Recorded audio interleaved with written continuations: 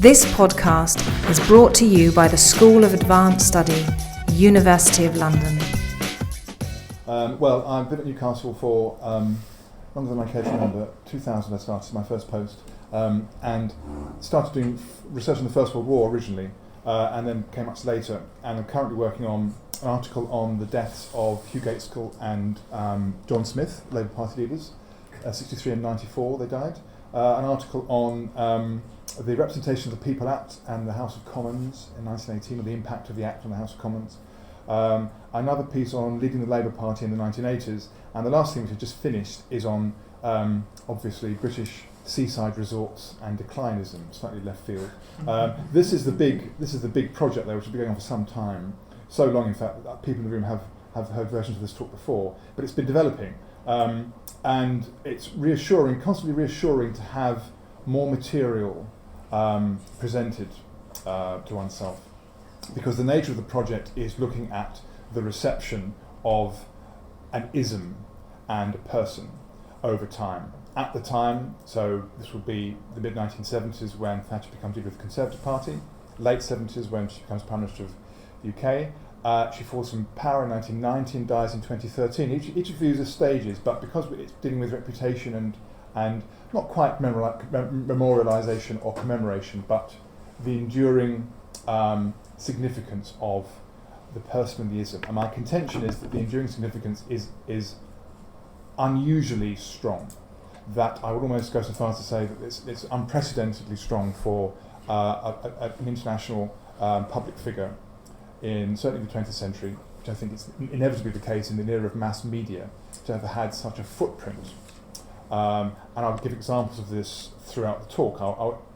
I'll start with a few. This is the framing slide, which is MT in Moscow in April '87, in a remarkably effective piece of pre-election choreography, where she goes out and with Mikhail Gorbachev, the leader with whom we can do business, the new face of the Soviet Union.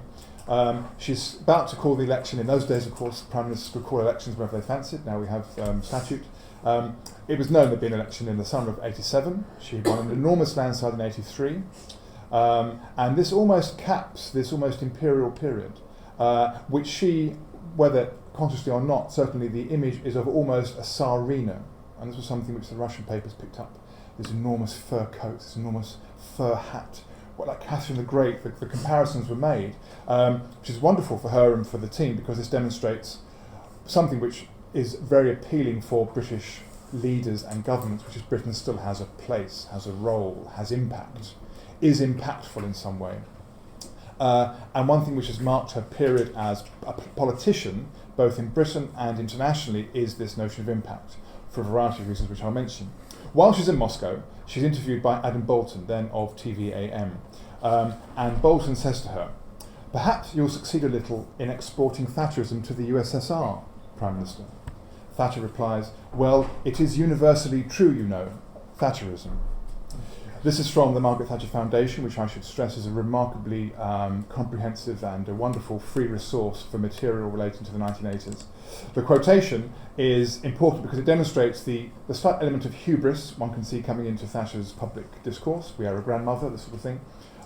She's pushed from office within just over 3 years after giving this interview, for a number of reasons, which I think the germ can be seen in that quotation. But also the idea of exporting Thatcherism and the universality of it. My concern with this paper and the project is more with the importation of Thatcherism than its exporting. There are elements of that too. It's one thing saying the government's seeking to promote an agenda and its agents and agencies are seeking to spread something. It's much more important to say that this is being received around the world in a number of ways and being developed in a number of ways. I went to Prague a couple of years ago for, it wasn't by coincidence, this very pertinent conference on Thatcher and the Czech Republic. The person who organised this conference, incidentally, is speaking at a conference I'm helping organise at the King's College Strand building between the 22nd and 24th of June, and there are several papers on related themes, so if you're interested, please email me and I'll send you the programme, and do come along to any panels you like. My email is martin.farr martin.farr@newcastle.ac.uk. martin.farr@newcastle.ac.uk. Send to the programme. And also anything you may have to say about the paper, I'll be very interested to hear afterwards as well if you haven't got time for questions. What was striking here was, there was a conference on her, this is after she died, 14 years after she left office. 2, having gone to Prague and spoken to people, listened to the papers and people who went, I was struck by just how important she was to the Czech people. Admittedly, these are not people I've met on the street or in the supermarkets, these are people that go to such a conference. But they are describing, anecdotally at least, how there was almost a sense of mourning after she died. More information on this later on, but these are just framing devices. One thing I do to reassure my sort of querulous mind is that this is still a viable project, is seeing whether it's reinforced by literally contemporary events, and fortunately it usually is. I'll give you a few examples now of very, very recent things which have given me material.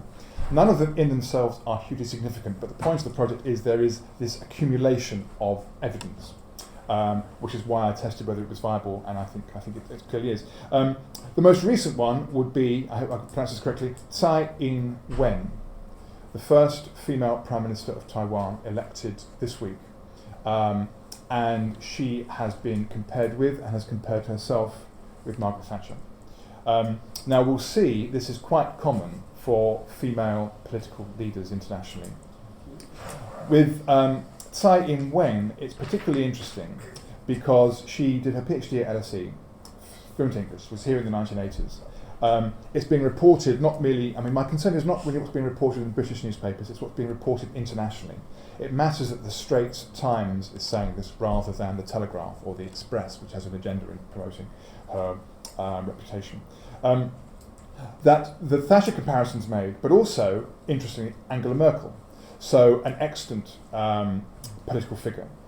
But I think this is actually, in a way, demonstrating my point that someone who is a very powerful person is being spoken of in the same breath as someone who's been dead for 3 years now and hasn't been in office for 20 years. And subtly, with the case of this particular person, what the appropriation of Thatcher is usually to demonstrate leadership qualities which are deemed to be advantageous or desirable in a leader, such as decisiveness, such as purpose, conviction, and so on. All of these things can be unpicked. I'm really presenting them as they exist in public discourse. But, and also because of the relationship between Taiwan and China, the subtext to the international actors usually reflects the geopolitics or the circumstances in which they're speaking. So I've learned a huge amount about parts of the world I never imagined discussing before, considering before. So while her own people are saying, oh no, she's much more like Merkel, she's much more consensual than conviction, they still clearly want this element, she can't be pushed around. There's an element of iron, shall we say, or some other hard substance in her, as the only, I think Time magazine had the front page, the only democratic Chinese leader, or leader of China, because of course it's the Republic technically, rather than the People's Republic. Other example was the death last month of, or the month before now, of Antonin Scalia, the United States Supreme Court judge, the conservative on the Supreme Court. And his death was followed by, I would say not considerable, but more than a few references in American newspapers and conservative journals about how much of a conservative he was. And the measure of his conservatism was, in many cases, Margaret Thatcher.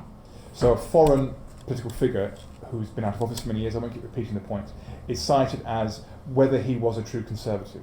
There are other examples of this. And indeed, whether or not Obama would attend his funeral. And I think American Spectator said, well, he didn't go to Margaret Thatcher's funeral, so why would he go to another Conservative's funeral? So it's it's a part of currency, which I find quite striking, and I'm being given this all the time. Nicola Sturgeon, Desert Island Discs, the last series before Tom Hanks introduced the new series. She said that she admired Margaret Thatcher's leadership skills. Nicola Sturgeon is the First Minister of Scotland, leader of the SNP. I did my PhD in Glasgow after I was next to with Michael, and I know even more than Newcastle just how generally loathed Thatcherism, the Conservative Party, is in Glasgow. The fact that an SNP leader, who I think Sturgeon owes Thatcher a great deal, the SNP owes Thatcher a great deal for the expression of political opinion, which has led to the SNP government now 3 times. But she was saying that she admires her leadership qualities, her leadership skills. Caused a big row in the Scottish media. Lots of SNP on Twitter, and I know it's self-selecting, but these are only pieces of evidence. how can you compare yourself to this evil woman, etc., etc. But she's almost subliminally saying, I'm not merely a nice person who is very popular in Scotland, as is the case, but also I have this element of steel as well. I can't be pushed around. This is implicit here rather than explicit as it is elsewhere, but I think I can sense it in what she was saying. Change the slide.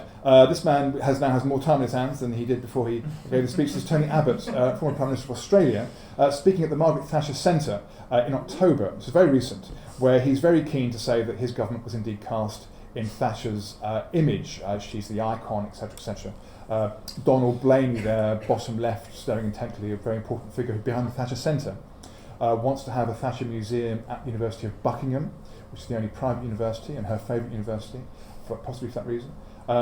And they've also decided to buy up all of the dresses and accoutrements that the V&A didn't want or didn't think were worth preserving. There's a curious kind of fetish subculture about this sort of thing. And Churchill Archive Centre, do they have the handbags there? One can see the handbags at the Churchill Archive Centre. If you want to see one really I wants can to show you now. handbags out, yes. Passing no judgments on those who do. And gloves, by the way. And gloves as well, yes, another subculture. So there's a kind of, the preservation of these. And it's almost like the Churchill cigar, the Homburg. These are definable images of a person, and as we discover, one of these accoutrements becomes a verb, an international verb, slightly later on. Cited by today's Conservatives. This is not something I did. I'm a busy person. This was on the internet because in one of the early Republican nomination debates last year, the then frontrunner, seems extraordinary now, Jeb Bush, they're all asked this question. Who should be the first woman on an American banknote? I mean, we don't do very well in terms of women in high positions. The Americans are even worse. And of course, there's no president, there's no significant Supreme Court judge that anyone could think of. And the questioner asked who should be the first woman on an American dollar bill. Jeb Bush said, quote, I would go with Ronald Reagan's partner, Margaret Thatcher. Probably illegal, but what the heck? This caused a minor Twitter frenzy afterwards. And it also demonstrated, I think, the fact that Bush, as we discovered, did not really connect with the Republican, mainstream because he wasn't thought to be sufficiently conservative, unlike his brother and his father's running mate, Ronald Reagan. And here's a way of him saying, I'm actually quite conservative. That's why I came up with Thatcher. But also, again, a foreign person cited in this way. This is a nice quotation. Again, this is subtext comes across quite often in some of the writing about how Rand Paul, who was a candidate now fallen away, Ted Cruz more recently, and Marco Rubio, all candidates for the Republican nomination, in many ways seeking to appropriate conservatism. It's a big thing in the States. What is a conservative? Is Trump a conservative? It's an interesting question. Quote, this is from The Hill, Brent Podolsky. Thatcher would take Paul, Cruz and Rubio across her knees and administer a serious spanking for their shameless performance. So we get the measurement of conservatism, and then this kind of, what male politician would be imagine this role of spanking people who are not measuring up to their standards. This is Chapman University in April last year. A kind of Rhodes Must Fall dimension. I think it's predated Rhodes Must Fall. Ronald Reagan and Margaret Thatcher convicted of racism, classism, and slightly pixelated. Last one, homophobia. Yes, homophobia. Thatcher caused Clause 28, part of the Local Government Act, which was clearly a homophobic, as we would see it now, measure. So, I mean, this is fairly low-key vandalism, but it's an example of A, that she's got a statue on this campus in the first place, and B, people are motivated enough to protest about what she and Reagan are deemed to represent. They both represent paradigmatic regimes. And what's come across strikingly from the research I've conducted so far is that her name and her ism has greater international salience than his. Given the size and profile influence of the US and the UK, this I find rather surprising. Thatcherism is a more salient and sort of piquant term and concept than Reaganomics and Reagan internationally. And this, my wickets have been completely blown out of the ground by Michael Candaya, demonstrating he actually wrote this headline from El Mercurio in Chile, I've just discovered in the last 20 minutes. There's me hoping it was a Chilean leader writer, and it's not, that's my dear friend next to me. Dead, the Iron Lady, the woman who transformed the UK and shocked the world. I won't use that in the book, but I'll mention it because it's on my slides now anyway. But there are lots of front pages where she's front page news around the world. And in their various ways reinforcing or contradicting many of the tenets which I'll be discussing in this talk. What this talk isn't, what this project isn't, it's not about neoliberalism per se, the association of Thatcher and Reagan with this neoliberal concept. not about the failure of the project, as it were, with the financial crisis of 07-08, but it's a very significant sort of marker or cataract that the reputation she has and the ism has before the financial crash is changed significantly afterwards. The true believers aren't really, but those who are minded rather lazily to use this notion that Thatcher and Reagan won the Cold War, Thatcher and Reagan ended history, the end of ideology and so on, they're much more cautious and compromised, that these weren't necessarily victors, this wasn't necessarily the answer. The financial crisis of 07-08 may in part be due to the deregulation, etc., etc. It's not really about, it's not a biography or biographical study, except where the biography, the life story is pertinent. And as in Britain, again, it's a curiously similar to an American president in the sense of the log cabin to Pennsylvania Avenue kind of progression, the house in Grantham to Downing Street and so on. The house, the husbandry in the grocer's shop and the alderman father, these are used throughout her political career in Britain, but they're also used internationally. The backstory is relevant, but it's not essentially a biographical study. Talk about foreign policy per se. There are elements, I'm probably out of time now, I can see I'm overrunning, where there's an exportation of the policy through British foreign policies like the Know-How Fund to help with transition countries, countries going from communism to capitalism, from statism to a market economy. Also, it's trying not to be a transatlantic loving. There's so much about the Washington-London intellectual and policy exchanges, there's plenty on that, so I'm not trying to add much to that. It's also, and it's remarkable, just what kind of reaction one gets when one says one's studying Thatcherism. You could be studying some kind of genocidal dictator and not have the kind of reaction one has when saying you're doing Thatcher. And eyes roll and people sharply takes a breath. The reaction, certainly in British academia, is usually pretty hostile. And I'm very much concerned with not being polemical about this. I'm concerned with the reception, and temperamental, that suits me much better as well. It's not really about the merits or demerits of the policies. It's merely how they were seen, and that they were seen is the key point. It's about the view of the beholder. What it is, it's about internationalising Thatcherism, and there's been no systematic internationalisation of Thatcherism. It's important to give the caveats that this is not a coherent political philosophy. This is a term we apply to a set of attitudes and values, some of them contradictory, but more coherent and a more sort of personal brand than any other I can think of in this period, and we can discuss examples of that afterwards. It's about international policy history, it's about semantics, the use of language is extremely interesting. It's about policy and personality and the interchange and how important this is. I mean, this is denigrated by some scholars, but it's absolutely essential, it seems to me, for this particular subject. The simplification of a set of ideals into a personal form, the personification of an ideology, is essential to its being disseminated. It means it's being simplified, often beyond recognition in some cases, and some of the foreign reporting of events which I know about quite well are quite striking. I will look at foreign reporting with a different view after this research. You know, it's so easy to give very when I read British foreign reporting of international affairs, so much sort of generalisation and assertion in the way foreign news reported events in Britain, and I'll give you examples. I don't have time completely. It's comparative. I didn't realise before. A colleague who does classics told me it's basically a reception study. So it's an example of a reception study. There's elements of remaking and making and remaking oppositions around the world, which is interesting. There's about agency of memory, elements of memorialisation, and finally about how this is transmitted to new generations. I was in the US last year, and at the campus of Georgetown University in Texas, the students showing me around asked what I was speaking about that evening, and I said Margaret Thatcher, and they all said immediately, Meryl Streep. They knew of her, as do people from Korea, from our Iron Lady in about 50 languages now. All over the world. This is of course a minor point, but who else has such? Lincoln, of course, and there are elements here. There's a very good book called The Global Lincoln, where there are elements here, much longer period, of course. But the fact is, and she wins the Oscar, Best Actress Oscar, and so on. So a new generation have a sense of this. I've not seen it yet. I've seen clips, and I don't think I could sit through it comfortably. One can know too much about a subject to enjoy it for 90 minutes in the movies, but nevertheless, there we are. Right, some examples of the rationale. Thatcher herself says to William F. Buckley Jr. on American TV, this is on YouTube, the whole interview, PBS 77, she says, "We say socialism tends to stand together throughout the world." This is during the middle of the Cold War, of course. "We must have what I call the freer way of life likewise standing together." Lord Buckley, of course, agrees very much with this. This is the year after Reagan first stands for president. This is the beginnings of or part of this new right, which we can speak of in various ways.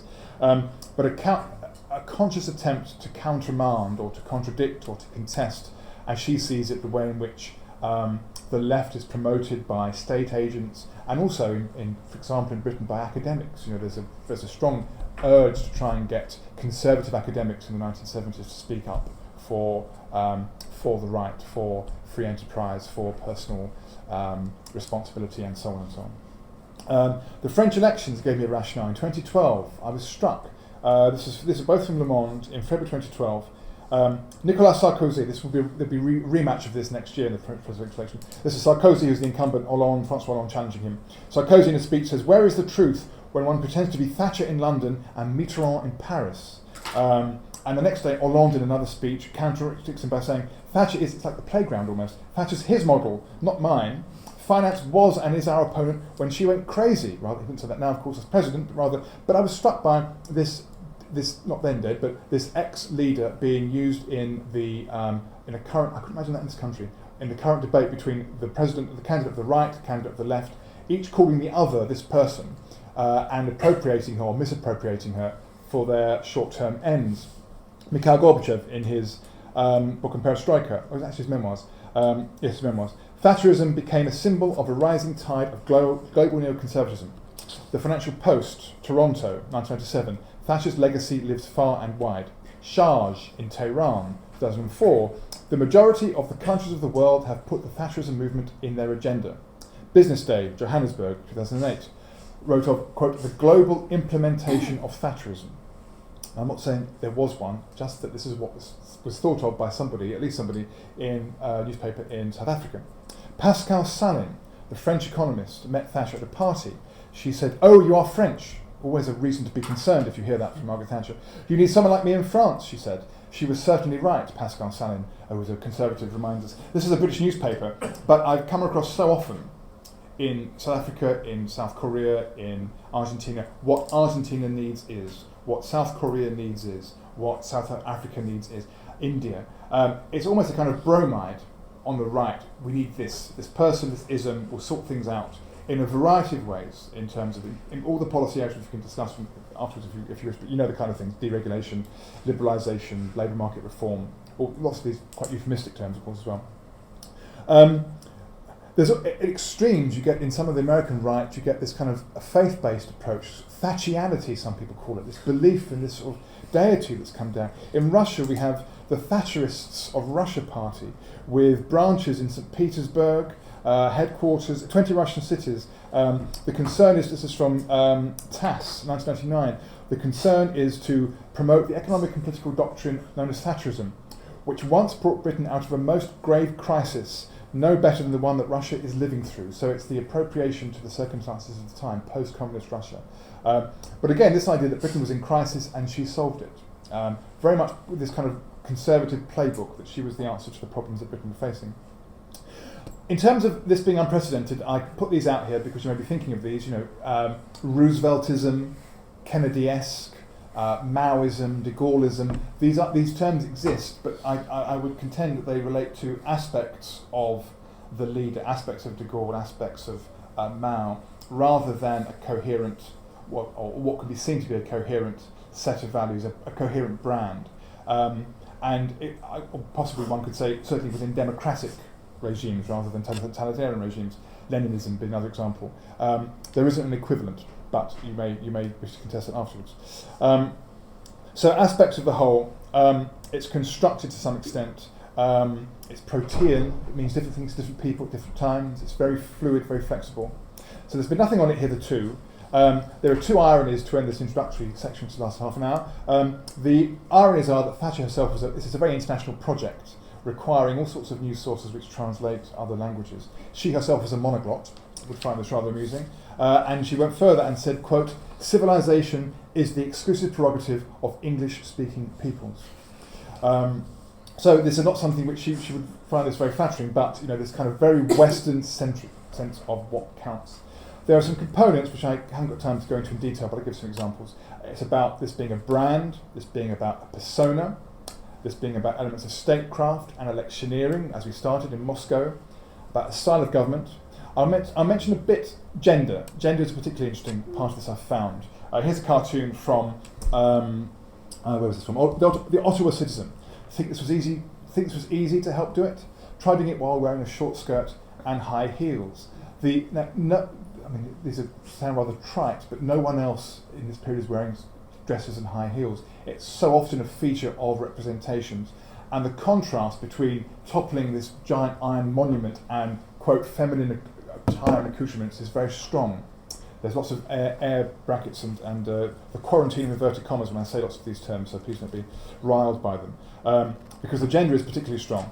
That Thatcher is an example in the reporting of her as a masculinized woman. Partly what I was saying about Tsai Ing-wen earlier. And I had this thought today, actually, that the Thatcher thing with the dresses and the power suits and the very 80s in a way, but also about perhaps in a much less propitious period for women in public life, this desire to project image. Whereas Merkel and Wen wear very, comparatively plain suits. There's no attempt to impose themselves by their dress, by their attire. The key point here is that none of this would apply to a male politician at all. But within the realm that this was a big issue for Thatcher and for image makers, and it isn't particularly for people like Merkel and for Wen, who seek to be more consensual. I think there's something to this. Lots of accounts of the Iron Lady, the Iron Maiden, the Ice Maiden. And in this period, certainly, even now, of course, but particularly in this period, this is mostly written about and broadcasted about by and edited and produced by men. There's lots of gendered and frankly misogynistic terms and language used, lots of shrill, hectoring, dominant, again, things which aren't really used about men, comes across quite strongly. And yet this element of almost this kind of spanking, this element of finding this wonderful, but still using terms which don't really apply when discussing most people in public office, i.e. men. And that's why almost every prominent female politician since her time has been compared to her, positively or negatively, or has sought to compare herself to them. So there are absurd examples, such as Sarah Palin in the US and Pauline Hanson in Australia, who seek to cite her as markers that they are women who are tough and strong and also conservative.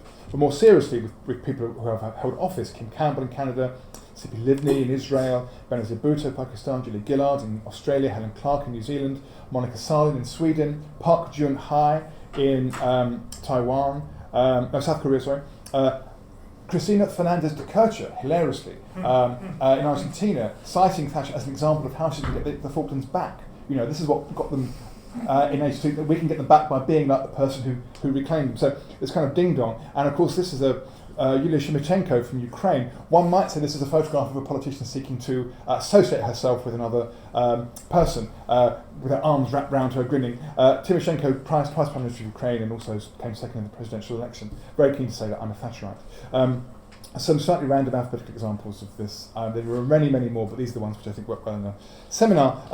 Malcolm Fraser in Australia. Massive, where did this stuff come from? Massive bushfires in South Australia in 1983. They are Fraser's Falklands. This is a challenge in the Australian press. The Falklands comes up time and again as an example of almost replacing Churchill in 1940, which we're very pleased about, as an example of triumph over adversity, direction, conviction, and so on and so on. Fraser's Falklands. In Belgium, Guy Verhofstadt, Prime Minister of Belgium, cutting budgets, deregulating, Baby Thatcher, he was called by friends and opponents. In Canada, this is from the National Post in Canada when she died, the Mulrooney agenda, who was at the same time as Thatcher and Reagan, about Thatcherite policies, the appropriation of Thatcherite terms. I haven't got time to go into the details here, other than to say that Thatcher herself thought, this was revealed in David Lange's memoirs, the New Zealand Prime Minister thought he was a wimp, was much happier with Ronnie than with Brian. In China, I got Renmin Ribao magazine in Beijing describing the Thatcherist Revolution. Croatia, Ivo Sanader's Thin and Cheap State, he did say it was based on Thatcherism. Back to the Czech Republic, Iron Lady again. What's very striking in the Czech Republic, and again I haven't quite worked this out until I went there, was how she has been appropriated by both left and right in positive ways, which is unusual.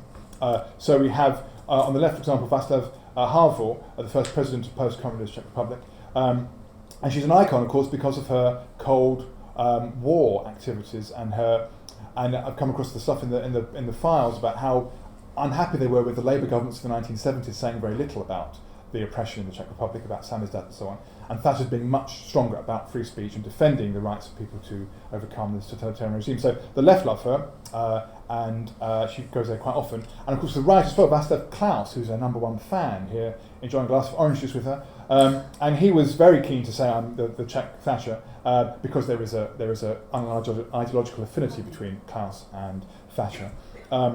Very big there. France, it's rather more mixed, quite interesting. I mean, I've got various examples here. One was the way in which Le Monde was comparing Blairism and the third way to Thatcherism and finding it wanting by contrast. So not merely using it as a measure for domestic achievement or brands or ideas, but also comparing so-called isms and ways elsewhere. Israel, this is Heratz. You may recall, some of you, the doomed campaign of Michael Dukakis in '88 in the US, and he got into a tank to emulate Thatcher, this famous Snoopygate episode where he looked absurd because he wasn't a guy who goes in tanks. But Thatcher, it sort of fit somehow with this Hermes scarf in a tank. It seemed to fit. Interesting what the newspapers chose, and this is what the Israeli paper picked as her strong on defence, strong on national sovereignty and so on. Ehud Barak, the Labour leader, accused Benjamin Netanyahu of being a Thatcherite, which Netanyahu was delighted to accept. We are Thatcherising Israel, he said. Not merely the policies, but also the style, the language, the values, and so on and so on, which are presented here. India, lots of material about India, very interesting how the Thatcher government underpinned the Narasimha Rao government. I haven't got time for the details here, I'm afraid. Iraq, Saddam, yes, Iraq, there we are, yes. Iraq, Saddam Hussein's reform package called Thatcherism of the Tigris. Wonderful, wonderful stuff. Namibia, who I had no idea I'd be beginning with Namibia on this project when it started, but here's how, here in Africa, it's very interesting in Africa, because of structural adjustment programs, because of private-public partnerships, because of the way in which neoliberalism is held in many ways to have been extremely damaging to Africa. It's a more nuanced subject, a more nuanced issue, her death. And South Africa particularly, of course, is a very nicely sardonic headline from Cape Times. Mandela's an interesting character in terms of there being a comparable international presence, but of course he's almost above politics, this kind of saintly figure, rather than a person of, as she once herself called him, a terrorist, or the SNP, the ANC being a terrorist organisation. South Africa, again, mixed because of the liberal laissez-faire reforms which we've seen, etc., etc. Russia, I've got Boris Fyodor, Yeltsin's finance minister, saying Thatcherism is his guiding force. South Korea, the Ryun administration, and the basis of the new right movement is British Thatcherism. The US, I won't dwell about the US, slightly disturbing image here. This is the Times of India regarded Reagan's election in '81, or 1980 he was elected, but 1981 became president, as Thatcherism across the Atlantic. These are the Americans emulating the Brits.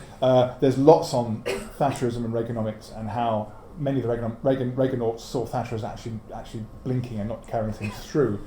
But there's lots of effect on her as well. Neoliberalism, neoconservatism, but there's much on that, so I won't spend much time on that. Or on exporting, other than to say, there's another cartoon here of Thatcher as she's seen in the States. Thatcher very keen, of course, American values, so-called American values, entrepreneurialism, self-help, patriotism and so on. Very much, and the stridency with which she speaks are much more in a kind of American political register than a British one could say, I would. Exportation, this cartoon refers to the way in which there's an icon for post-communist countries or countries becoming post-communist. I've mentioned in passing the Know-How Fund, support for transition, which were described as exporting Thatcherism to the ex-colonies when teams from Rothschilds go out to India or to Sri Lanka.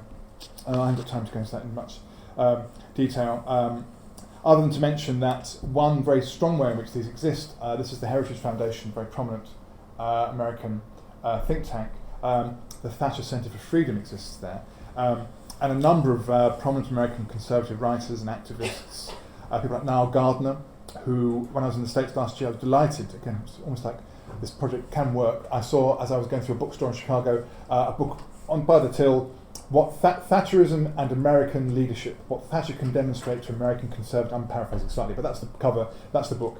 Thatcher as a model for leadership in the American, or what may be the next American century, for the American right, self-confidence.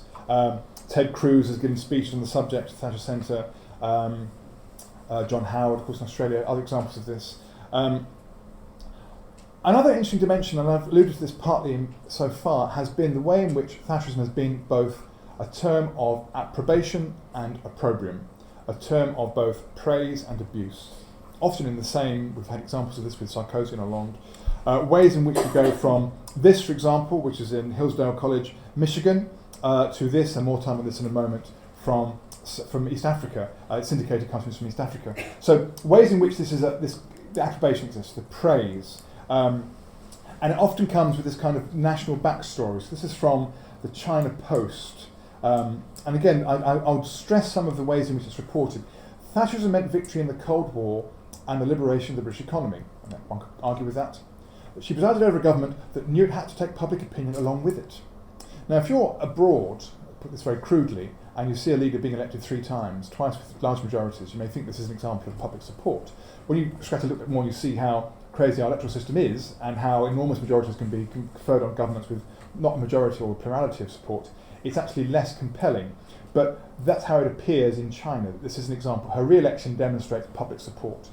Those of us who know anything about the miners' strike, for example, or about the effects of unemployment, mass unemployment, and indeed, which wasn't known to many of my American audiences last year, the Thatcher death parties, which sprang up in Newcastle and Glasgow after she died, people dancing, literally dancing in the street that she died, and she was dead, don't realise quite how divisive this is as a subject. Her greatness was judged by the scale of the legacy she had left the country, which is arguably less contentious. This is the Gazette in Montreal. She was the true political revolutionary, this is before she died, the true political revolutionary of the last generation. She made Britain a capitalist democracy at last.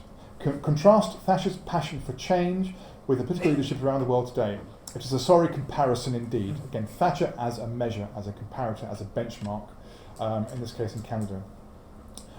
This is ABC in Madrid. The years of Thatcherite government were an extraordinarily fruitful period for Western societies. She restored confidence in the virtues of the free market. I'll come to this point again in a moment. This is an injection of support for the moral imperative of free enterprise and for what one could say loosely as the right, values of the right. And of individual autonomy. At times when the collective conscience of nearly all Europe was still blinded by the belief that triumph of communism would be inevitable. With Blair, Labour tried to build a foundation, but the experiment of the so-called third way got nowhere. The legacy of Thatcher was precisely that only great principles prevail in the long term. Again, this is an example of where this notion of principle and conviction, it goes too far. Again, one scratches the surface and one sees the contradictions, the opportunism, the compromises, the reversals, which are inevitable in any successful politician or regime, but which appear internationally to be simply examples of public support through re-election and the coherence of the ism, the great principles rather than the contradictions. Now, opprobrium.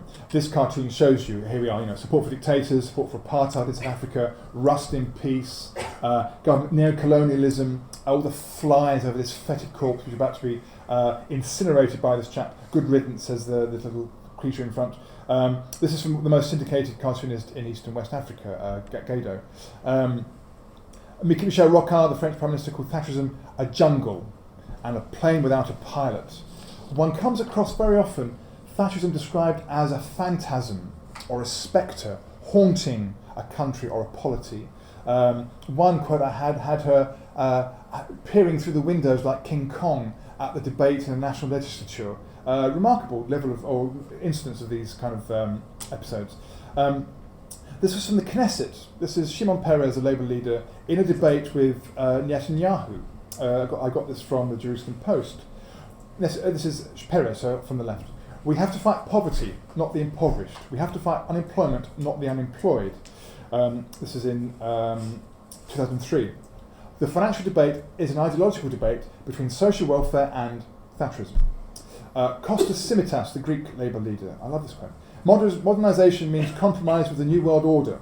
This is in 1998. We must recognise the reality, but not necessarily accept everything about it.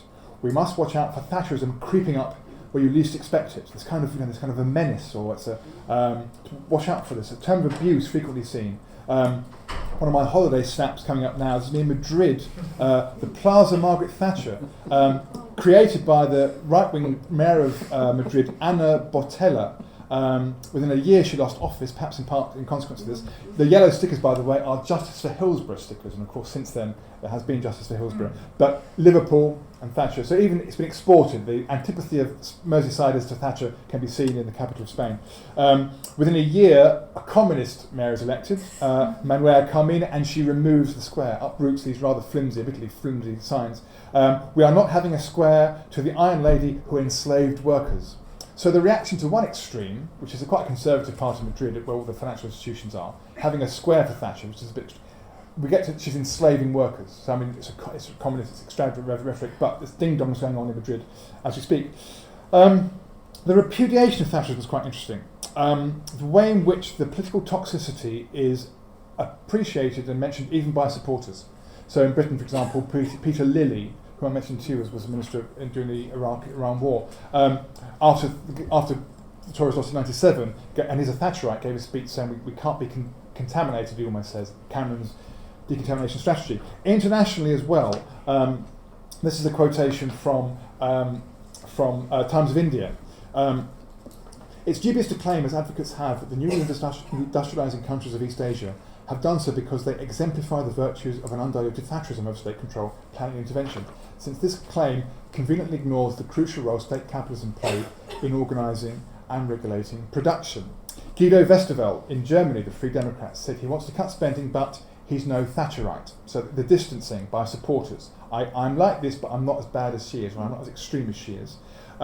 This is very interesting from the Wall Street Journal. You can guess the import, but nevertheless, all this hand-wringing over Margaret Thatcher's personality is merely a tactical diversion by people who don't want to entertain the possibility that she is raising issues that deserve a serious debate.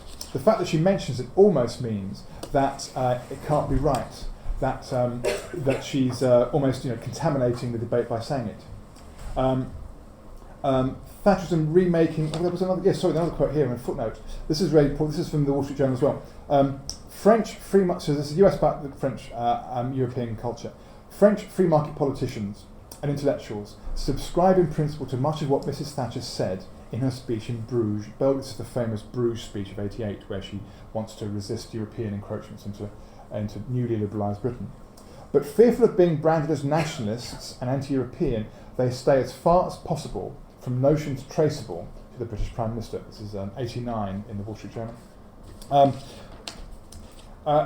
Yes, and so another brief subheading here about leadership style. This is really, really strong. So we can divorce this from policy areas and from ideas.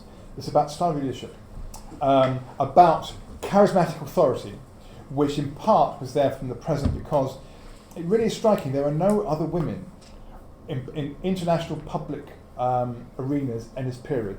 You always notice her at summits, at major events. The only person who has this extraordinary blonde hair and the rings and stuff. And one can use this kind of iconography in representations, as well as here we have this kind of nationalism, the strength of character, purpose, and so on. Charismatic authority, very clearly the case with her, and this can be seen internationally. This is by Dominique Moisy, the French economist. Confronted with the problem of bringing about positive changes in a domestic or international environment that seems to defy the powers of normal leaders, one looks for new Alexanders to untie the Gordian knot and transcend complexity by sheer force of will and dynamism. For example, that's all fine, but then we come to the killer. For example, structural reforms in Europe are thought impossible to enact unless imposed by some reincarnation of, you've guessed it, Margaret Thatcher. Sipi Livni, this is from Al-Quds Al-Arabi. Sipi Livni, the French, the Israeli politician and leader, I think it was Prime Minister, wants to introduce herself to Israeli public opinion as an iron lady like Margaret Thatcher, but at the same time deceive the world by continuing to negotiate without making concessions. Joschka Fischer, the German Green leader who becomes foreign minister, condemns the way in which, in German media, references to Thatcher abound, with Merkel hailed as an iron lady. You only have to shake your head at the decline in German historical awareness to have Thatcher as a role model for Germany's European policy. Many, many examples of how Tina, there is no alternative, about conviction politicians, about another quote I love, Pim Fortuyn, the murdered Dutch right-wing leader. When I become Prime Minister, I'm going to buy one of those Margaret Thatcher handbags and I'll bang it on the table and demand my money back from the government. To handbag is a verb. The feather duster, again, a traditionally feminine article used here to rid the world of communism. The contrast between softness in one sense and domesticity and this world-shaping, scene-changing circumstances. The handbag as a verb, conviction politics as a branded export. And Thatcher, of course, being very keen to promote this. Thatcher says, this is reported from the Courier Times, if you set out to be liked, you will be prepared to compromise on anything at any time, and you will achieve nothing. So she's perpetuating this simplification of her as never having compromised, as never having backed down. It feeds the brand, the persona in various ways.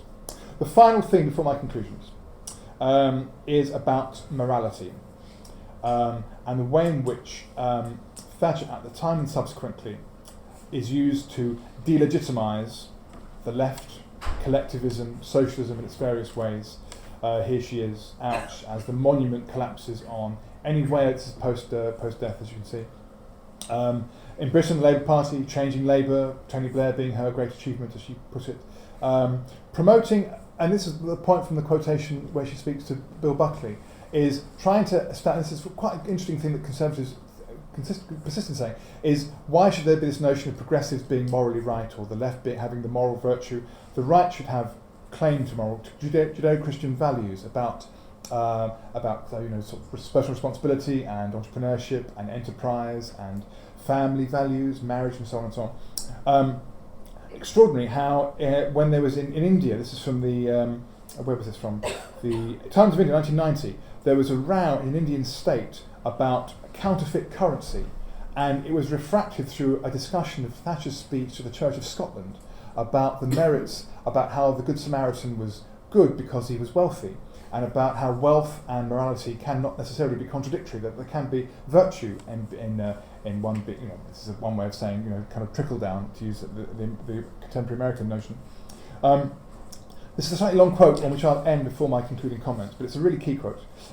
It's from the Courier Times, not this edition, because this is this is an obituarial to Courier Times. But this I think is a really, really interesting way of, and I'll go through it slowly and pick points out. This is in 2008. The debates over ideology may no longer be necessary. This is a kind of Fukuyama sense that we've all sorted these things out now. But the ideology itself is needed. Denying ideology and stressing only pragmatism is a reckless move, since it may return our society to an anti-capitalist system. The government, i.e. South Korea, should persuade its citizens, I think actually it means here government more broadly, should persuade its citizens that the free market system is not only efficient but also ethical, an ethical underpinning to the free market system. We should be reminded that it was her iron-fisted will, again we have an iron fist here, again this masculinized woman, and the people's full support, and one has to read that with a slight guffaw if one has lived through the 1980s, the people's full support, this is how it appears, that enabled Margaret Thatcher to prevail in the 363-day standoff against labour unions, by which they mean the miners' strike of 84-5. The victory of Thatcherism, which was a hugely divisive event in British life, with scars which can still be, whatever the merits or demerits of the policy. The victory of Thatcherism would not have been possible, again victory, unless the people supported it. In order to strengthen and develop our system, the President needs to develop a strong faith in the free market economy. Thatcher held a strong conviction that liberalism is more, so liberalism in the sense of economic liberalism, is more efficient and moral. With her strong will, she cured the British disease and changed the paradigm of a welfare state to a free market economy. The government needs to realise that the capitalism is a system of justice and preach this perception to the general public. The era of ideological debates has ended, but the ideology itself has not gone forever. Like Thatcher, Lee Myung-bak, the Prime Minister of South Korea, would be able to get credit with his name attached by an ism only if he changes the paradigm of ideology. So not much to ask for in your domestic leaders. Some concluding comments for a couple of minutes. This is a set of values, a brand which is promoted, and it's a brand which is defended, not least by herself. She says, when John Major replaces her, helpfully, there's no such thing as Majorism. There couldn't be, but there could be Thatcherism. The brand is curated, but it's received. It may be seen as an empty signifier in some way, but I think there is a concept of an export and an import of an ism. From today in Singapore, again, after 13 years in power, there is no go chok tongism to speak of, unlike Margaret Thatcher, who left behind an ideological strand. There are patterns of advocacy here, ideology, almost manner as ideology, action as ideology. This is a rather amusing cartoon after she died. And the pearly gates. What kind of socialist dystopia are you running here, kind sir? Aren't you familiar with the perils of a culture of dependency? I'm calling for blah, blah, blah. And God thinks it's gone to hell. So even in the afterlife, she's persisting with a sense of this relentless drive to change things and to be, again, these misogynistic terms such as hectoring and strident and so on. Patterns of hegemony. There's a moral authoritarian dimension to this. There's a way in which Thatcherism is used, like Reaganomics, as the template for neoliberalism, but I think much more reliably, for a number of reasons which we can discuss afterwards if you're interested, why I think this stands up more than Reaganomics does or Reagan does internationally. Patterns of reporting are very clear, lots of very bad reporting. An example I just gave you about public's full support. Lots of casual references to, by critics of areas devastated by Thatcherism, or Thatcherism saving the country and saving the world, very crude, simplistic representations of it. Much of what I'm saying here, of course, is what is said through the media. This is a very big caveat methodologically. They're not really a way of finding out what public opinion is, but I think there is a weight of public discourse, and the incidence of the person in the ism in public debate, I think, is striking. There's also the single most dominant strand, which is the patterns of leadership. This is Kleine Zeitung in Austria, published in Vienna. The Thatcher quote, which I think is it's rather underused Thatcher quote actually. She says, "The backbone is underdeveloped in some politicians, perhaps because it is so little used." This is what is their front page story. This is an example of leadership, and of course, very interesting events in Austria as we speak about leadership and the right. The role of a charismatic leader has massive effects. Contested events, arguable effects in various ways. Lots of inconsistencies, but the desire to override countervailing powers, the desire to redress things historically or to establish legacies is really quite striking. The belief that there can be a brand which can be personified and can be recognised by elites as well as the masses. The fact there's a kind of perfect moment here we have not quite 24-hour news coverage of the internet, but we have much more prominent reporting in colour, television news. There's a kind of global debate which was much harder in earlier periods, so that's a kind of perfect moment there. And my last words would be, this is a person, it's an ism, it has a catalysing effect in terms of policy in Britain and elsewhere. It embodies and represents sets of values, and it's received by those, crucially, who are both resistant and receptive to them. And the timing was quite propitious, like mine actually, and I'll end it there. Thank you very much.